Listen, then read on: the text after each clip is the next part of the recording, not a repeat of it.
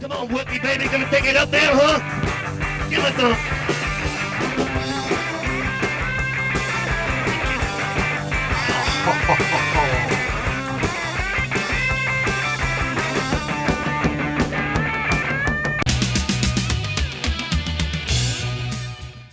Hey everyone, and welcome to another episode of Into the Music. Very nice to see everyone out there. And my name is Greg, if you don't know who I am. And that guy over there, well, he is my appearing guest. John's been on a few, and this is another one. John, how's it going, man? Really, really, really good. Oh man, three reelies. Thank you for asking. Three reelies. That makes me feel really good. Really, really. Yeah. Talk about feel good. I didn't even plan this, okay? And you're sitting there going, what? But I don't know if you heard of the band Dr. Feelgood. Do you know them? Yes, I Okay. do know the band. Right. So I would have been surprised if you didn't know them. So I think one of our reactions last week, I think I was threading the needle. I'm going to try to do it again. She Does It Right. That song. Do you know that one? I don't believe I do. I'm going to give you a couple of songs by them. Roxette, I really remember, and they had a hit with Milk and Alcohol. But that was right. No, I don't. Yeah. Doesn't ring a bell. Yeah. I think that was their big hit, right? Milk. But Wilco wasn't on that. No. I don't think he was playing on that. But no. So anyway, so Wilco's on this one. She Does It Right. I'm giving you a live version. I think it's fun. Hopefully you can have a good time. Check it out. Come on back and tell everyone if you liked it or not. Okay.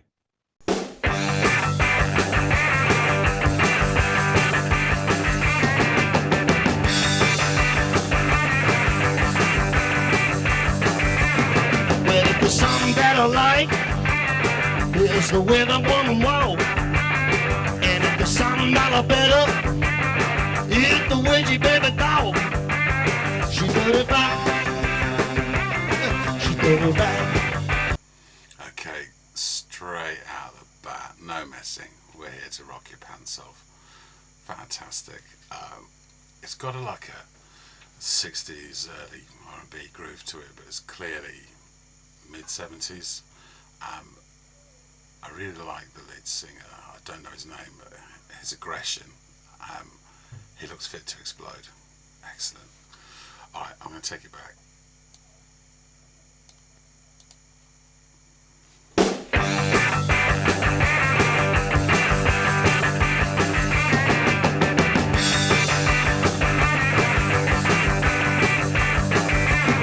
Well, if there's something that I like, it's the way the woman walk. And if there's something that I better, it's the way she baby dog. She did it back. She did it back. She worked hard every night just to make me feel alright. She told me not to worry, there ain't a thing of trouble inside. I think you ought to see her jump. You ought to see her walk the floor. And when she get back to her seat, yeah, all the people cry for more. She did it right. She did it right. She sure do, baby. She worked hard every night just to make me feel alright. She told me not to worry, there ain't a thing of trouble inside. Come on, Wookie, baby, gonna take it up there, huh? Give it the...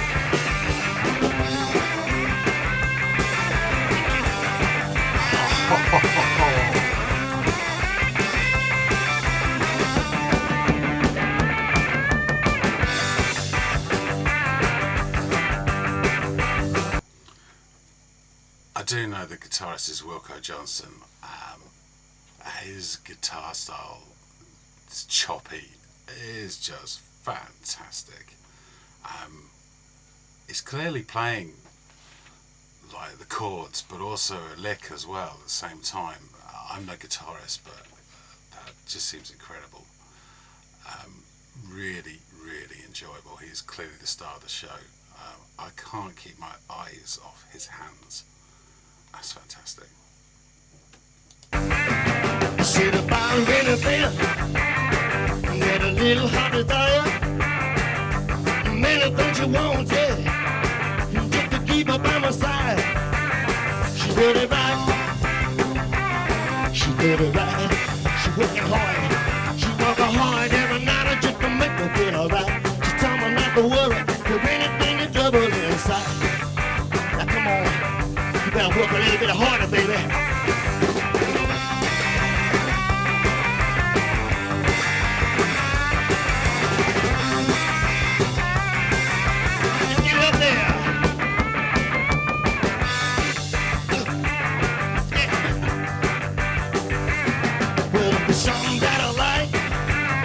It's the way the woman walks, and if there's something not better, it's the way she baby talks.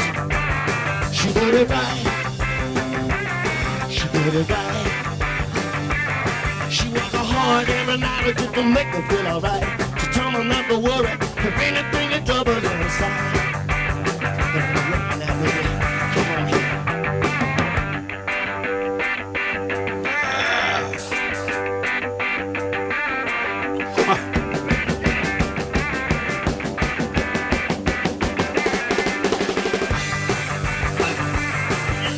Solid drums.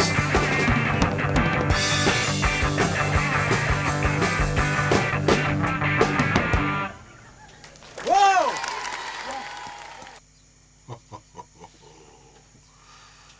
Excellent.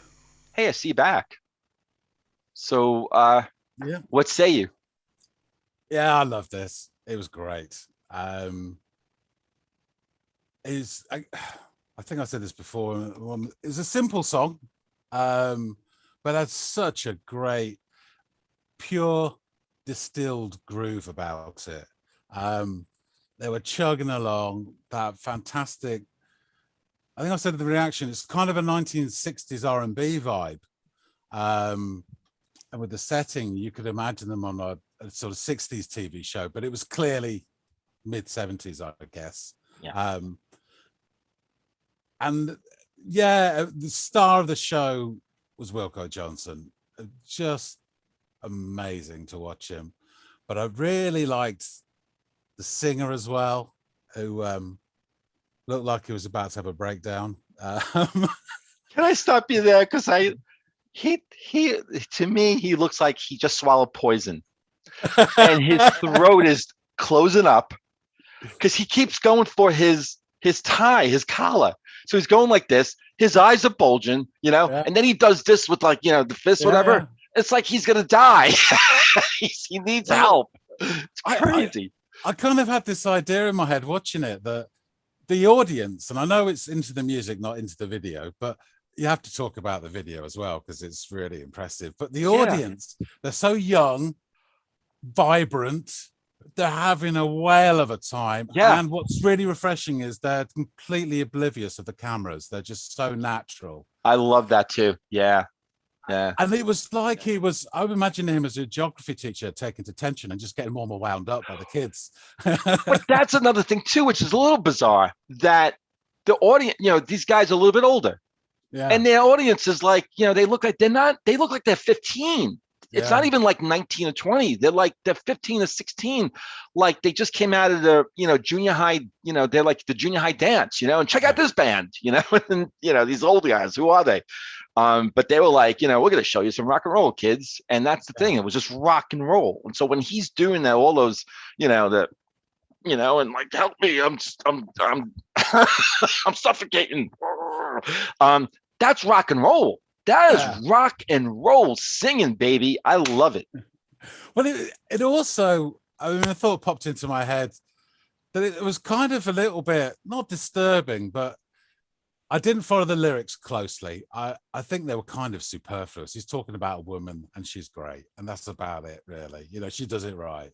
And they're not that much complicated than that. It's not James Joyce, I think you're wrong. I think you're wrong. Okay, well, you can correct me on that. Well, just really quick. This is poetic. If there's something that I like, it's the way that woman walks. And if there's something I like better, it's the way she baby talks. She does it right. She does it right. She works hard every night just to make me feel all right. She told me not to worry, and there ain't a single trouble inside. That I take it back. I take it back. Oh, it's Bob Dylan. It really is. I think he's actually talking. I think he's actually talking about a stripper. You know, the way she walks. The baby talk, I'm not sure. But, you know, stripper kind of like gets up, you know, walks, dances around, and then sits back in the chair maybe, and, you know, and does her thing, you know, and stuff like that. And then gets back up and shows the legs, you know. It might be a burlesque thing, you know, and he's like saying, because he's not saying my baby, my woman, you know, he's kind of saying that woman, you know, she does it right. You know, look, come here, guys. Look, come here. Look what she's doing. She does it right. But go ahead. This is your reaction. No, I was just going to say the sort of the setting, the young kids, the music. I'm talking about a woman, and then he starts like punching, and I'm thinking that probably is misplaced aggression. It was a little bit worrying, but you know, let him get away with it. But yeah, I mean, there's a few things that I wanted to sort of pick up on. Sure. First and foremost, I can't remember seeing a live performance by Dr. Feelgood, and Wilko Johnson was just outstanding. Now, I know that he's famous for his guitar technique, but actually watching him do it, I think I said in the reaction, I couldn't take my eyes off his hands, because he's strumming and he's playing individual notes in the same. I mean, it just, I said, I'm not a guitarist, and that might be commonplace, but I've not seen it before. You know, I've seen a bit of music. It was just so impressive. Yeah. The other thing was the stage presence. So, I mean, the guys in the band, I mean, they could look like they're playing at a holiday camp or something, you know? But they're tight, really professional. Really the drumming tight. was incredible. The bass, the singer's great. Wilko is just putting the icing over the top, or you know, with his pyrotechnics on the guitar. It wasn't over flashy though. It was just beautiful, really, really stunning. Well, what's stunning too is also the way he's doing this, you know, walking back and forth, back, you know, front and backwards. That's amazing. That was sort of eye-catch. I mean, I'm like mesmerized by that. And he's got it down. You know, he's like kind of walks and then he sort of stop and then he sort of paces and then he goes back and then he stops and then he goes and he's doing this thing and the bass player, it seems like he's doing it because Wilko's doing it. So he's not doing it as like flashy or as whatever. He's like, well, I'm not gonna be left in the dust, you know, but Wilko's got it down. And also about that playing too. I mean, I play some guitar and I've the way he's almost like attacking those, you know, the strums there. It's like many years ago when I was learning how to play, you know, and I'm like, you know, really getting into a jam. I would actually cut up my fingers and there was blood that would get onto the strings, you know, blood.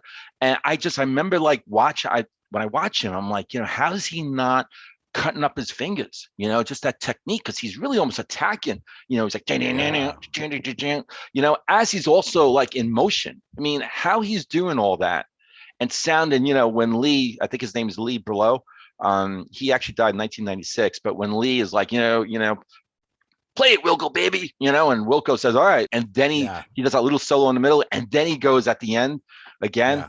Like you said, man, it's beautiful. It really is. I mean, I never heard of him. This song came up. I think this was the first one. And this live performance came up when I was, I don't know if you actually saw a reaction that Chris and I did some months back for Juicy Lucy. And so when I found that song, I guess YouTube is like going, hey, you know, check this song. I'm like, okay, who is this?